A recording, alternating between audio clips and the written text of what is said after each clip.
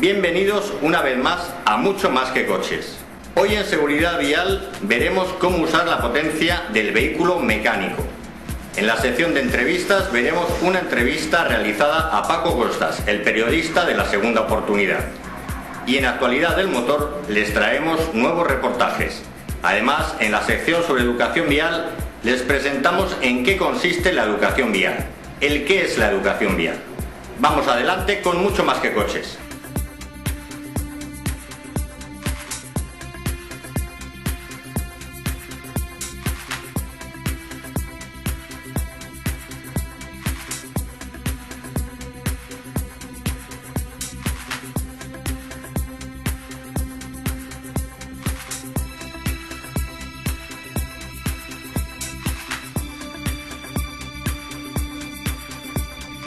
Este capítulo está dirigido principalmente para aquellos conductores de vehículos mecánicos, ya que los automáticos tienen otra conducción. Aprenderemos cómo podemos aprovechar de manera eficiente la potencia de nuestro vehículo, que en ocasiones nos puede salvar de un accidente. Hoy en La Segunda Oportunidad vemos el mal uso de la potencia.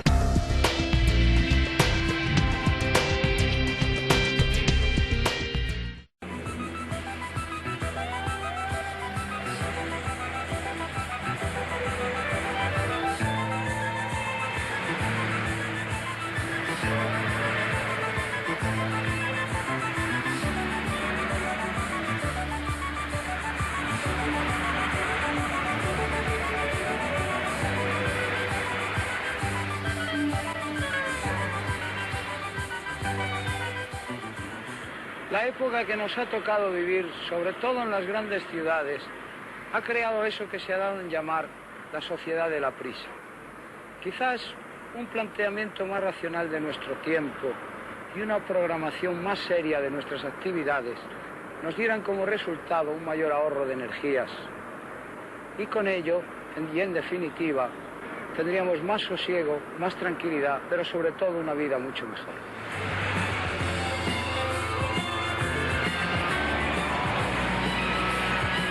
Los problemas del tráfico diario acrecientan la tensión a que vive sometido el ciudadano actual.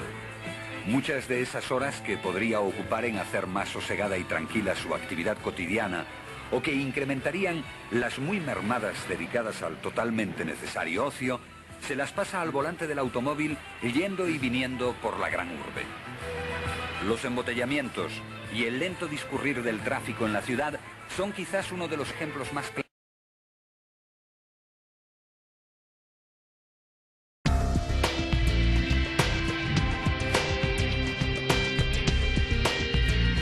Esta semana en esta sección les vamos a mostrar la entrevista realizada a Paco Costas, el presentador de los programas que estamos emitiendo en el apartado de seguridad vial, 30 años después de la emisión de dichos programas.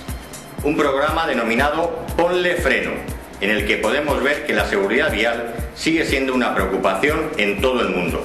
Vamos a verlo.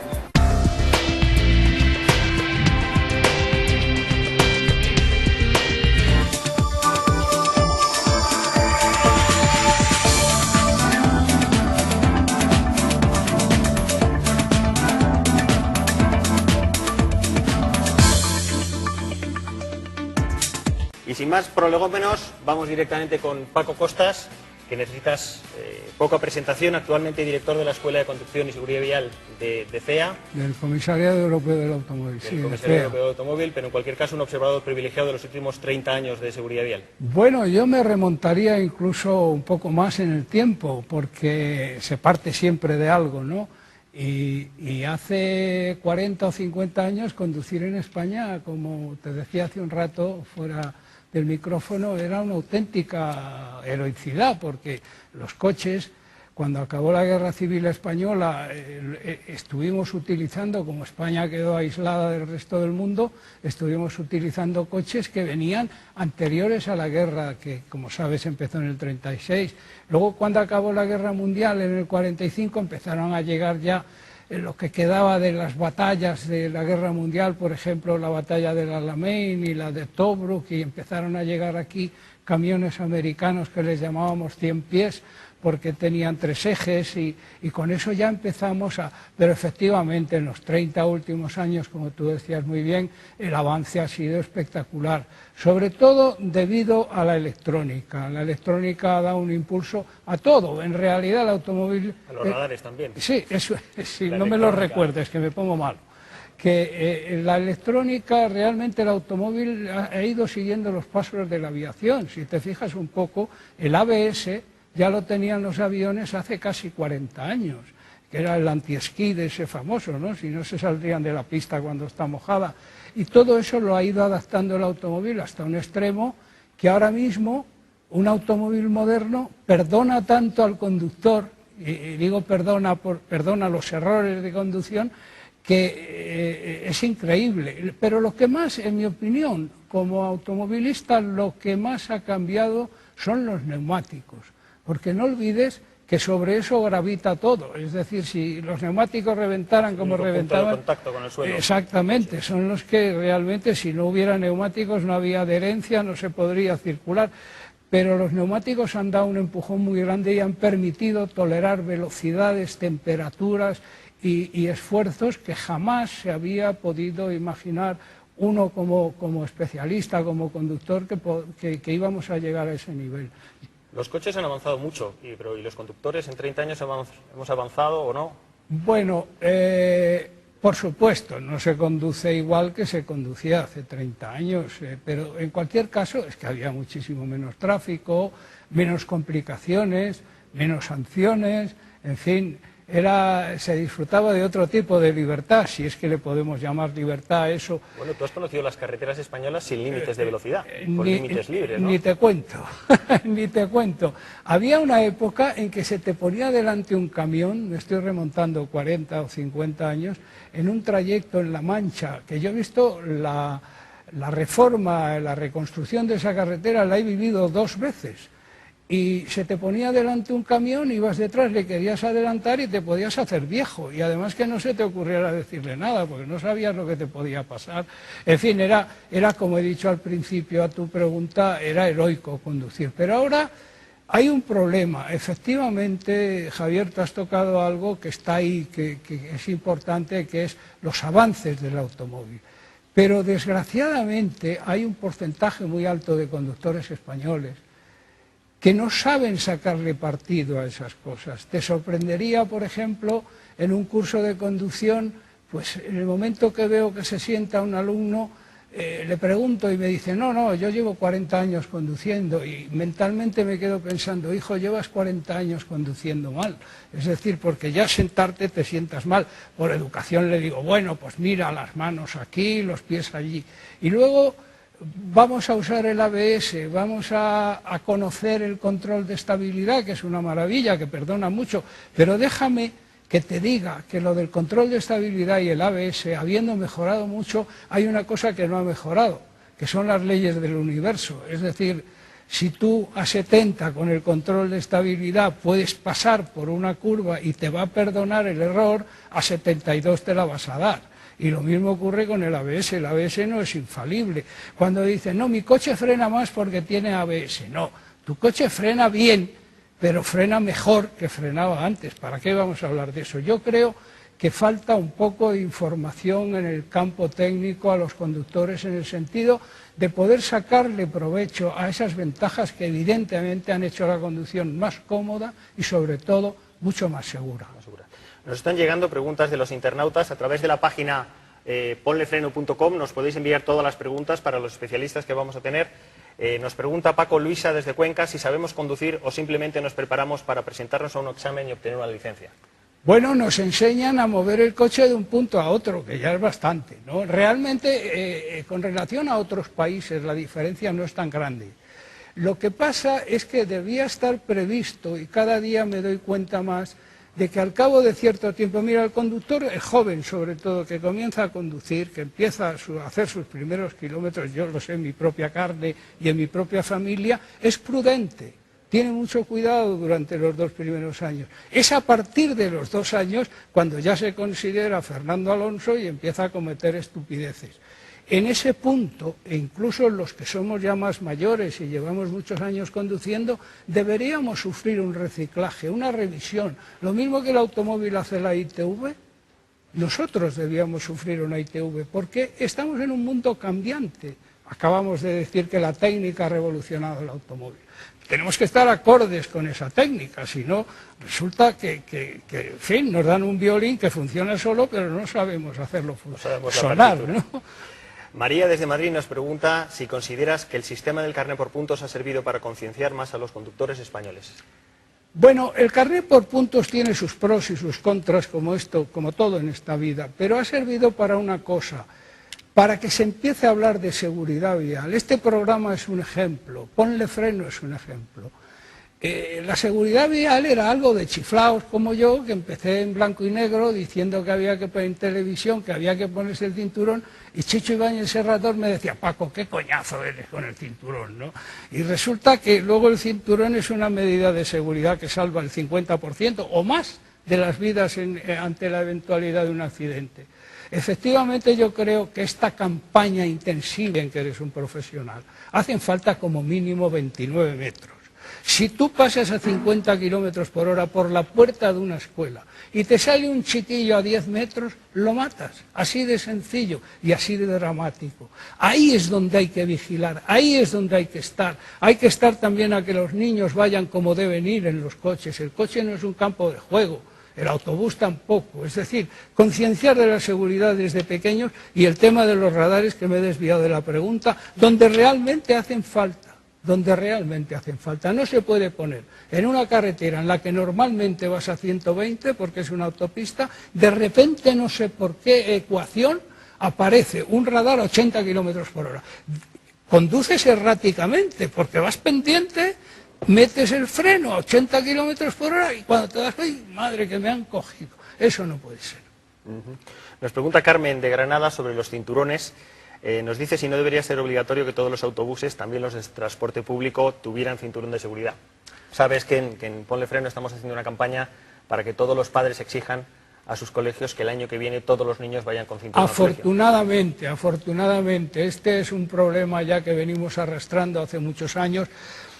Va a haber un problema que es educar a los niños a que se pongan el cinturón. Pero todo es cuestión de costumbre. Pero eso es la mejor inversión que podemos hacer. Hombre, por favor. Mira, yo tengo algunas grabaciones, una de la famosa Segunda Oportunidad y otra de otro programa que se llamaba Así fue, así lo cuenta, en la que cogimos a un grupo de muñecos naturalmente, dummies, y los metimos en una furgoneta, sueltos, sin cinturón, en una furgoneta de 10 o 12 plazas, aplicamos el freno con energía a 50 kilómetros por hora y a cámara lenta, no te puedes imaginar, allí no hubiera quedado títere con cabeza, por lo menos lesionados gravísimos. Algunos iban en los asientos traseros y aparecieron debajo del testero del vehículo.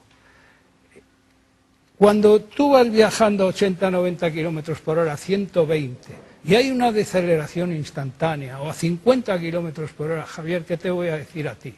Si tú detienes en muy poco espacio el vehículo, tú sigues viajando a 50 kilómetros por hora. El conductor está agarrado al volante, pero los pasajeros, sí, especialmente los de atrás, se convierten en misiles. No, lo de agarrar el volante es un error. El levantador de pesos, el récord mundial, me parece que levanta 250 kilos, ya hay que estar fuerte, ¿eh? Bueno, pues tú te agarras al volante y hace falta más de 1 tonelada para que... Claro, y con la cabeza rompes el testero y lo que te pongan delante, ¿no? No, la velocidad inadecuada, la falta de sujeción de los pasajeros, por ejemplo, los asientos traseros. ¿Cuántas multas se ponen porque la gente no lleve el cinturón trasero? Cuéntame. ¿Has visto algún policía parar y decir usted va sin cinturón trasero? Realmente sabes que el 22% de los fallecidos el año pasado en carretera no llevaba el cinturón. Y la explicación de que un porcentaje tan grande, porque prácticamente delante todo el mundo estamos consiguiendo que se lo ponga. La explicación del porcentaje tan alto es que en las plazas traseras sigue estando de adorno en muchos casos. En los propios taxis he leído que bueno, la gente no se los pone, ¿no? Yo he venido aquí por gentileza vuestra en un taxi y vengo atadito como un fardo, vamos, claro, por si las flies, ¿no? Por si las flies. Mira, el cinturón de seguridad, yo cada vez que leo en la prensa o veo en televisión, joven salió despedida en un vuelco y tal, tú sabes que el vuelco es el menos gravoso de los accidentes, salvo que te caigas por una sima, ¿no? Tú puedes dar 7 o 8 vueltas de campana, si tú vas bien atado, te vas a ganar algún coscorrón, a lo mejor te rompes la clavícula, como decía un amigo mío, Paco, es que llevaba el cinturón y me rompí la clavícula. Y yo le dije, te hubiera roto la crisma si no lo llevas, ¿no? En el momento que yo oigo esa noticia, digo, Dios mío, otra persona que iba conduciendo sin el cinturón. Porque sales despedido, mira, con la ambulancia, en un accidente, yo me acuerdo un día que me encontré un zapato a 20 metros. Tú te explicas que un zapato de un ocupante de un vehículo en un accidente salga disparado. Y por cierto, un perrito que iba fue lo único que se salvó.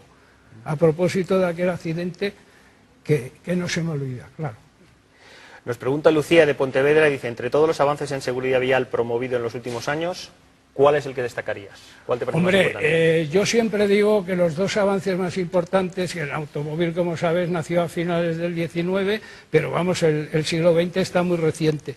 Yo siempre digo que los dos inventos más importantes del automóvil en el siglo XX han sido el ABS y el cinturón de seguridad. Tú fíjate si yo le doy importancia. La historia del cinturón de seguridad es muy curiosa, porque fueron los suecos los que primero lo utilizaron en Volvo y además se lo tomaron. Pero el primer cinturón de seguridad que salvó una vida fue en 1917, a un aviador americano que chocó con otro en unas pruebas, el otro se mató y él llevaba al parecer una correa muy ancha en la cintura, se quedó hecho polvo, pero sobrevivió, que por cierto luego se dedicó siempre a la seguridad vial. Pues...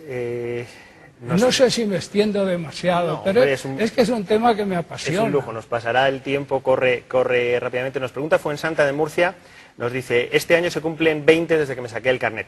Los coches han cambiado muchísimo y la forma de conducir con los sistemas de seguridad que tienen actualmente también.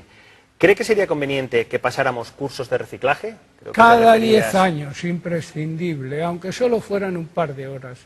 La postura ante el volante, la forma en que cogemos el volante, las técnicas de giro. Yo cada vez que veo a alguien, antes sí, una señora con un coche sin dirección asistida, saliendo de un aparcamiento, se agarraba al volante como si se lo quisiera comer, ¿no? Pero ahora con las direcciones asistidas, yo cuando veo a alguien que coge el volante así, digo, como llegues a una esquina y tengas que doblar para este lado, ¿qué haces? Te partes el brazo. Es decir, esas técnicas de poner las manos abajo. Hoy el taxista que me traía, no le he dicho nada, venía con las manos así. Bueno, pues si tú tienes que hacer una esquiva rápida con las manos así, lo más probable es que vuelques. Es decir, esas pequeñas cosas, aunque solo fuera en una sesión de 2 o 3 horas, deberíamos hacerla todos, cada 10 años. Como decía antes, se hace la ITV, pues vamos a hacernos una ITV. La postura correcta serían las 10 de las 10. La postura correcta es las manos siempre enfrentadas, siempre, o así, o la técnica de sectorizar, de hacer así, pero siempre el volante cogido al menos con una mano y las manos enfrentadas, siempre enfrentadas. Nos están llegando muchísimas preguntas, la verdad es que es una pena porque el tiempo corre. Yo te iba a preguntar, nuestro próximo bloque vamos a hablar de motos. Yo sé que tú vas en moto por Madrid. ¿Te parecen tan peligrosas las motos como...? Hombre, yo empiezo a tener un poco de miedo, ¿no? Pero el problema de la moto, aparte de otros muchos problemas, es que el conductor no ve al motorista. El motorista debe esforzarse y cerciorarse de que le han visto. Eso es muy importante. Y luego, ¿qué te voy a decir de la moto? A ti también. La moto es un placer, es una sensación de libertad, es una maravilla. Y la bicicleta, por supuesto. Yo le doy a las dos cosas como puedo, pero le doy a las dos cosas. Las dos ruedas tienen un peligro y es que el conductor no respeta. A veces es al contrario. A veces el motorista abusa y el ciclista también se pone como diciendo, a mí tú me vas a pasar. Y claro, no se da cuenta que el paragolpes es él. Pero uno de los problemas más importantes, aparte de las barreras famosas, de la falta de protección, de los excesos del caballito y de todo eso, el problema de la moto es que en el tráfico no te ve el conductor, normalmente no va tan atento a los motos como va a otras cosas. Y tú eres el que tienes que estar pendiente y cerciorarte de que eso lo da la experiencia, pero conviene que lo sepan. hacer todo lo posible porque el automovilista te vea en la moto. Muy bien, Paco, pues muchísimas gracias por tu tiempo, mucho ánimo, seguro que tendremos más oportunidades de aprender de ti en Ponle Freno. No, yo no pretendo enseñar a nadie, solo tengo una cosa, muchos años y muchos kilómetros. Muchas gracias.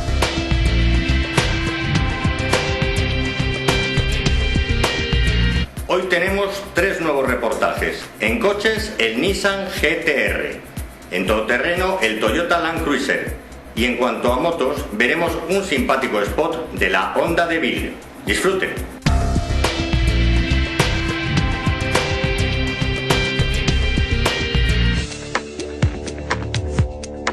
Dentro del grupo de los superdeportivos ocupa un lugar muy destacado este coche que veis aquí a mi lado, el Nissan GT-R.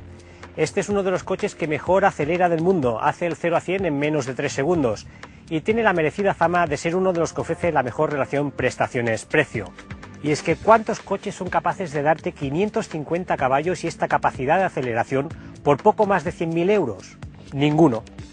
Motor V6, doble turbo, sistema de tracción integral, sistema launch control, este coche lo tiene todo para satisfacer a aquellos usuarios que buscan fuertes sensaciones al volante. Lo primero que hemos hecho, probarlo en circuito.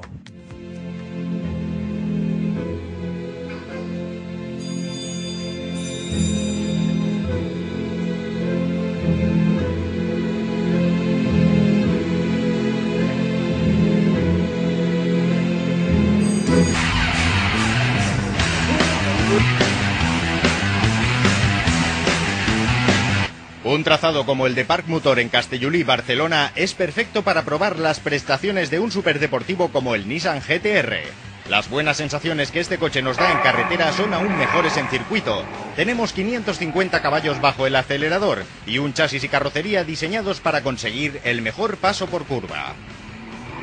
Estamos hablando de uno de los coches más rápidos y efectivos del planeta. Ha hecho uno de los mejores cronos en el circuito de Nürburgring para un coche de serie y acelera de forma descomunal. Solo necesita 2,8 segundos para pasar de 0 a 100 km/h. Aquí podemos ver cómo actúa el Launch Control, capaz de lanzar el coche desde parado como si fuera un auténtico Fórmula 1.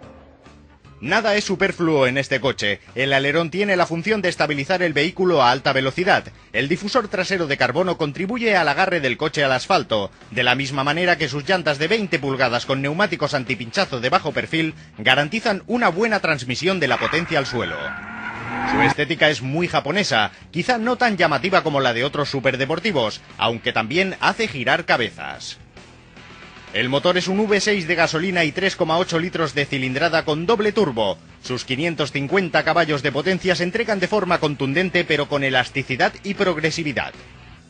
Y es que el GT-R es un coche que se conduce muy fácilmente, no intimida. Tenemos a nuestra disposición todo tipo de información centrada en una pantalla digital en el centro del salpicadero.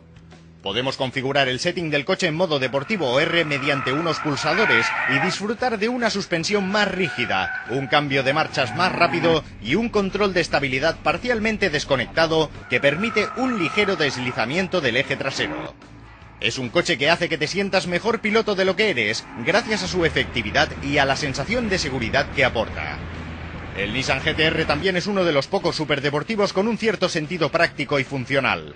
Las plazas delanteras son amplias y confortables, y las traseras son mejores de lo esperado en un coche de su estilo. Atrás caben 2 personas de tamaño medio que, eso sí, fácilmente tocarán el techo con la cabeza. El maletero tiene una capacidad razonable, 315 litros.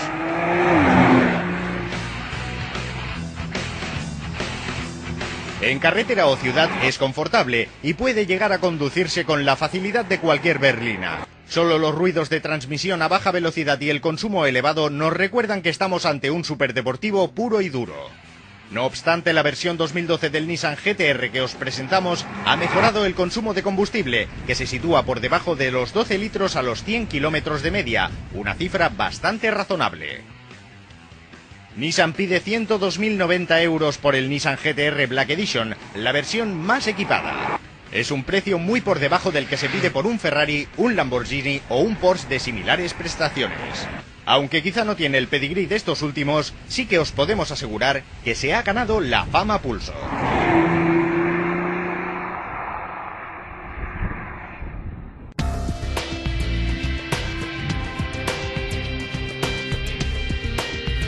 pasada os contamos cómo es la nueva generación del poderoso Toyota Land Cruiser, un todoterreno que lleva marcando la pauta desde hace muchos años. Hoy abordaremos el arsenal tecnológico que monta este nuevo modelo. Posee reductor y una serie de sistemas que le convierten en un coche implacable cuando las condiciones del terreno se complican. Al margen del bloqueo de diferenciales delantero y trasero, la nueva generación incluye un sistema denominado Cruise Control. Con este invento, la gestión electrónica del coche se encarga de impulsar el Toyota de forma automática cuando atravesamos zonas muy complicadas. Y con este modo activado, el coche circula a una velocidad que oscila entre los 0,8 y 5 km/h en función del terreno y las condiciones. La amortiguación AVS reduce el balanceo de la carrocería y puede programarse en 3 modos: normal, comfort y sport. En la parte trasera existen además 2 clases de suspensión, la convencional y otra neumática que mantiene la altura de la carrocería en función de la carga o la velocidad.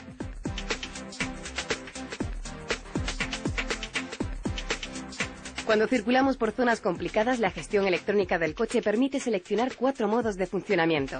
Si rodamos sobre barro y arena, el coche deja que las ruedas patinen lo necesario para poder avanzar. Si circulamos sobre zonas con piedras sueltas y gravilla, deberemos seleccionar la posición Loose Rock, que configura el control de tracción y estabilidad para este tipo de condiciones, sobre todo en ascensos.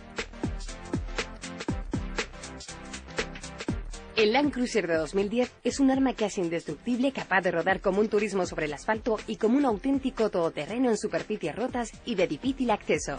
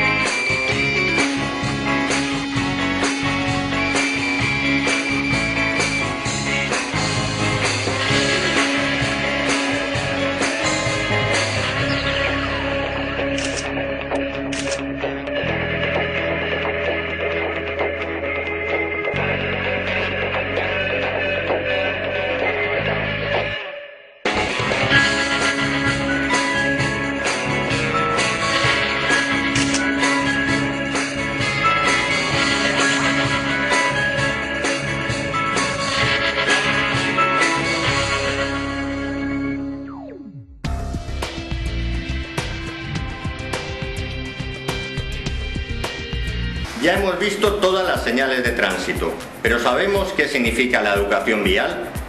Hoy vamos a mostrarles un documento facilitado por el jefe de la Policía Municipal de Tránsito de Santa Rita que nos explica en qué consiste la educación vial. Vamos a verlo.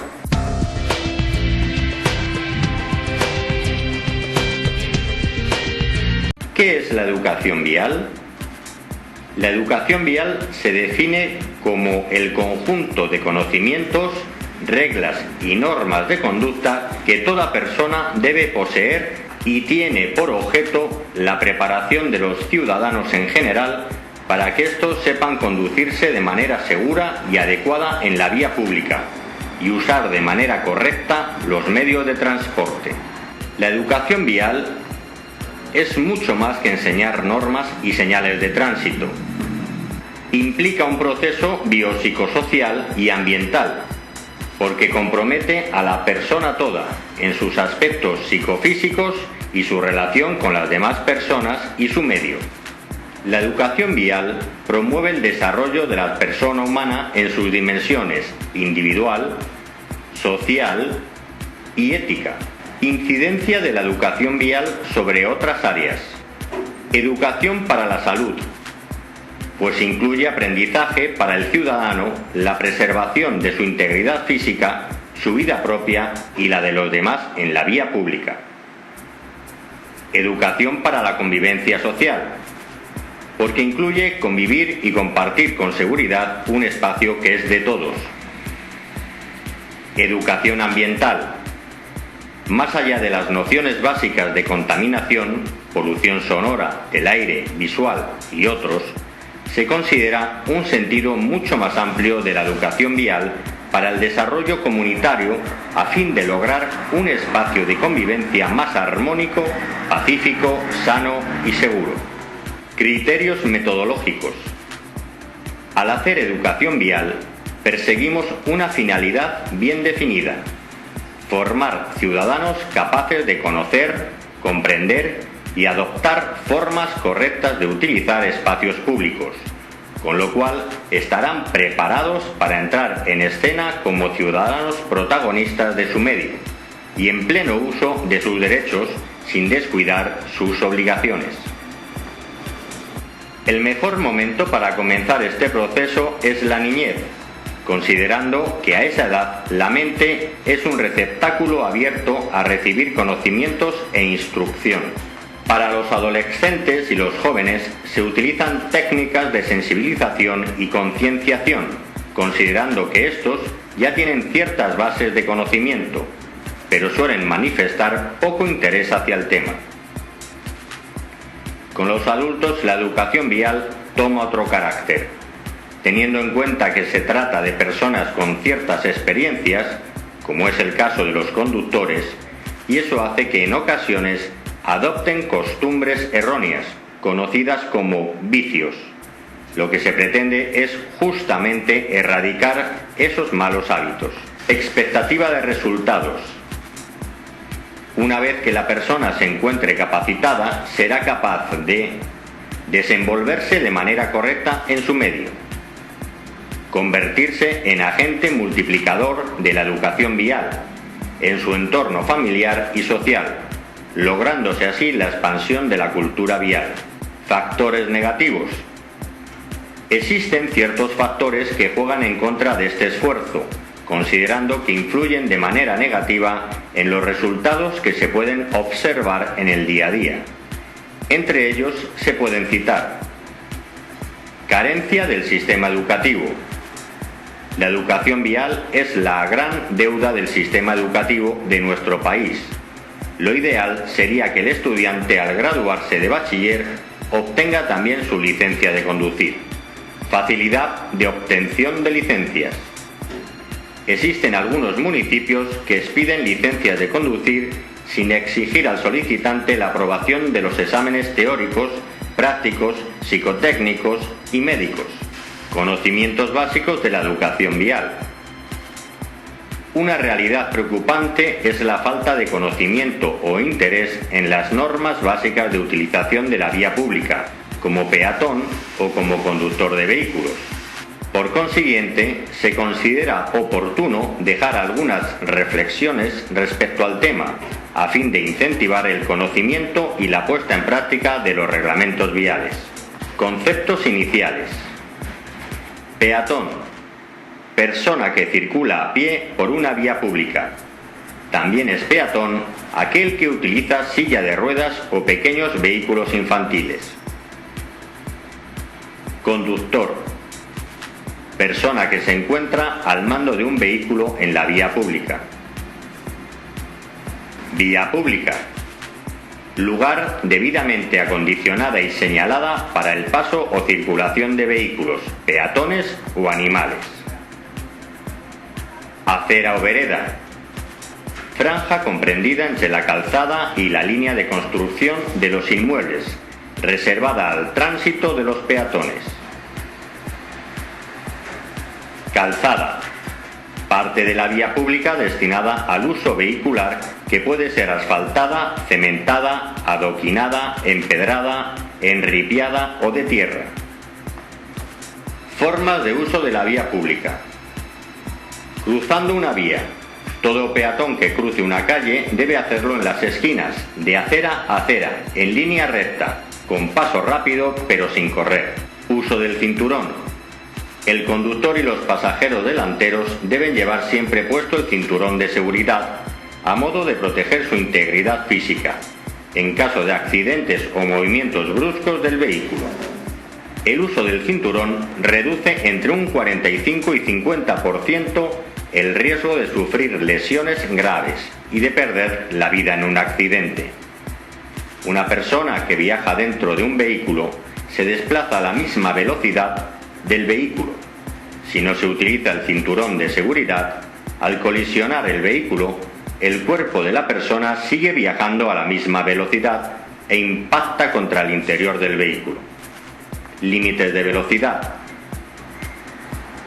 La mayoría de los municipios tienen fijada su velocidad máxima entre 50 y 60 km/h, mientras que en las rutas la velocidad es de 80 km/h.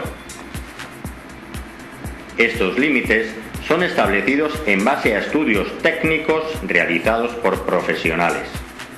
A modo de ilustración, se puede decir que desde el momento en que un conductor se percata de una situación de peligro hasta que acciona el pedal de freno, transcurre un tiempo aproximado de 0,75 segundos. A 50 km/h igual 14 metros. A 100 km/h igual 28 metros. A 120 km/h igual 33 metros. Incidencias del alcohol en el comportamiento del conductor.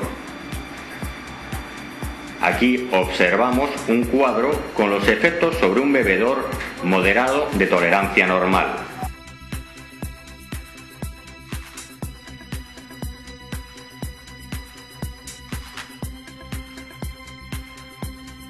Efectos del alcohol en el conductor. Uno de los primeros efectos del alcohol en el organismo es la disminución de la capacidad de reflejo. Cuanto mayor sea el nivel de alcohol en la sangre, mayor será el tiempo de reacción del conductor ante una situación de peligro.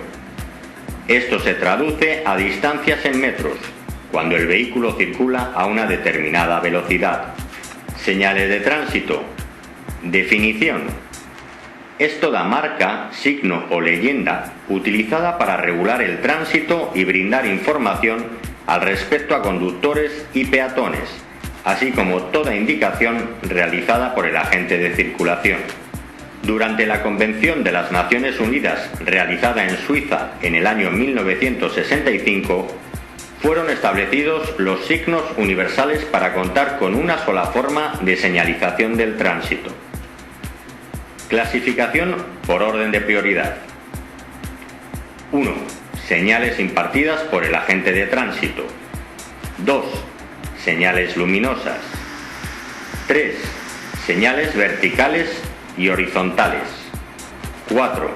Normas de circulación.